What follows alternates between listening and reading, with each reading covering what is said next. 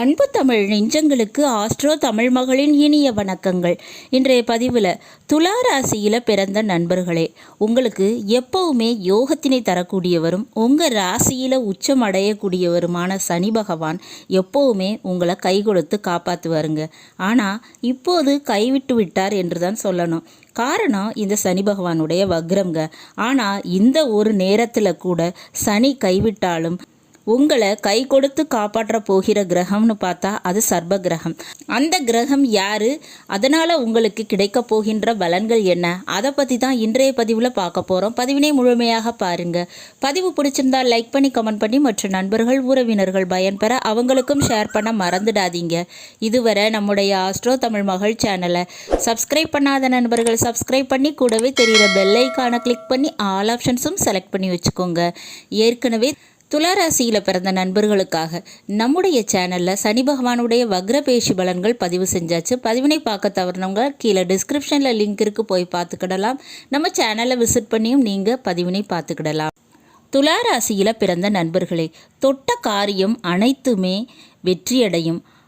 எப்போவுமே நல்லதும் சுபமும் நினைக்கக்கூடியவங்க அப்படின்னு பார்த்தா நீங்கள் தாங்க. அப்படிப்பட்ட உங்களுக்கு 4ஆம் வீடான மகர ராசிக்கும் 5ஆம் வீடான கும்ப ராசிக்கும் அதிபதியாக இருக்கக்கூடியவர் சனி பகவான்.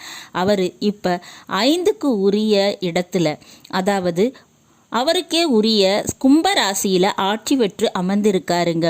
பூர்வ புண்ணிய ஸ்தானத்தில் அமர்ந்திருக்கிறாரு. அதுக்கு அதிபதியே அவர் தாங்க. அதனால் அதிர்ஷ்டத்தையும் பேரையும் வாய்ப்பினையும் கௌரவத்தினையும் புகழினையும் உங்களுக்கு வாரி கொடுத்து கொண்டிருக்கிறார். ஆனால் இப்போ சனி பகவான் வக்ரம் அடைகிறாருங்க. இந்த வருஷம் நவம்பர் மாதம் 15ஆம் தேதி வரை வக்ர நிலையில தான் இருப்பார் சனி பகவான். அப்படி பார்த்தோம்னா இந்த சனி பகவானுடைய வக்ரத்தால் புதிய அதிர்ஷ்ட வாய்ப்புகள், அதுக்குரிய கதவுகள் திறக்கப்படுவதில் உங்களுக்கு தடை இருக்குங்க. ஒரு குழந்தை பாக்கியம் ஆகட்டும், அல்லது திருமண பாக்கியம் ஆகட்டும், அல்லது வேலை தொழில் விஷயமாகட்டும், ஒரு படிப்பு விஷயமாகட்டும், அல்லது சொத்து விஷயமாக இருக்கட்டும், முடியக்கூடிய தருவாயில் இருக்கின்ற விஷயங்கள் கூட சிறிய தடையால் நின்றுவிடும். ஆனால் இந்த நேரத்தில் சர்வ கிரகமான ராகு பகவான் 6ஆம் வீட்டில் மீன ராசியில் இருக்காருங்க. அதுவும் உத்திரட்டாதி நட்சத்திரத்தில் பயணம் செய்து கொண்டிருக்கிறார். இந்த உத்திரட்டாதி நட்சத்திரம் என்பதே சனி பகவானுக்குரிய நட்சத்திரம்ங்க. அப்போ 6இல் இருக்கக்கூடிய ராகு 5இல் இருக்கக்கூடிய சனி பகவானுடைய நட்சத்திரத்தில் இருப்பதால் உங்களை காப்பாற்றுகிறார் ராகு பகவான்.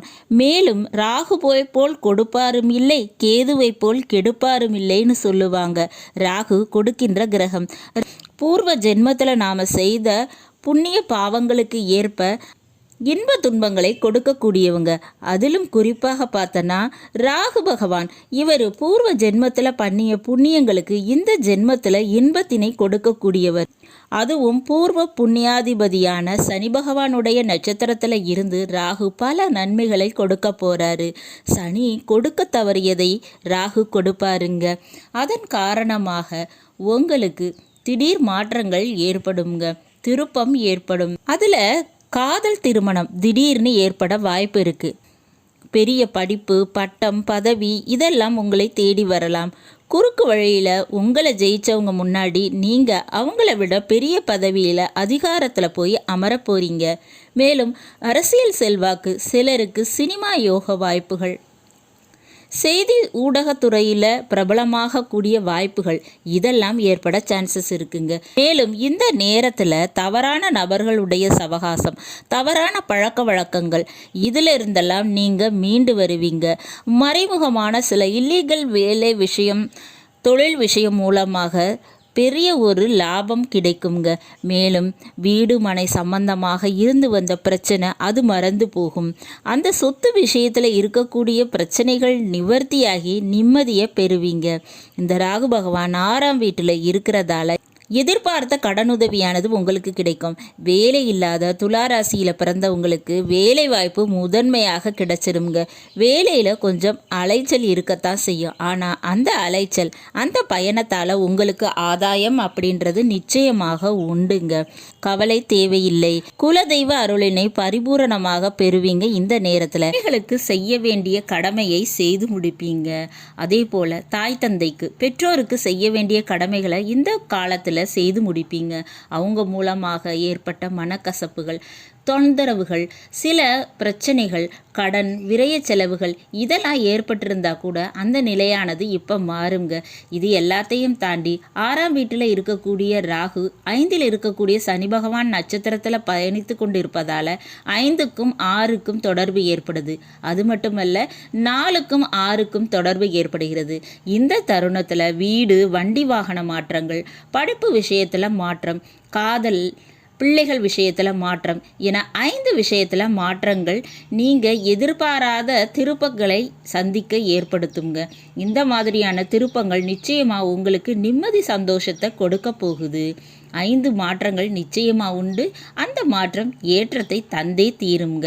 வாய்ப்புகளை பயன்படுத்திக்கோங்க. நல்லது நண்பர்களே, இந்த பதிவு உங்களுக்கு பிடிச்சிருக்கும்னு நினைக்கிறேன். பிடிச்சிருந்தால் லைக் பண்ணி, கமெண்ட் பண்ணி மற்ற நண்பர்கள், உறவினர்கள் பயன்பெற அவங்களுக்கும் ஷேர் பண்ண மறந்துடாதீங்க. இதுவரை நம்முடைய ஆஸ்ட்ரோ தமிழ் மகள் சேனலை சப்ஸ்கிரைப் பண்ணாத நண்பர்கள் சப்ஸ்கிரைப் பண்ணி கூடவே தெரிகிற பெல் ஐகானை கிளிக் பண்ணி ஆல் ஆப்ஷன்ஸும் செலக்ட் பண்ணி வச்சுக்கோங்க. மீண்டும் ஒரு நல்ல வாய்ப்பினில் உங்கள் அனைவரையும் சந்திக்கிறேன். அதுவரை ஆஸ்ட்ரோ தமிழ் மகளின் அன்பு கலந்த வணக்கங்கள். நன்றி.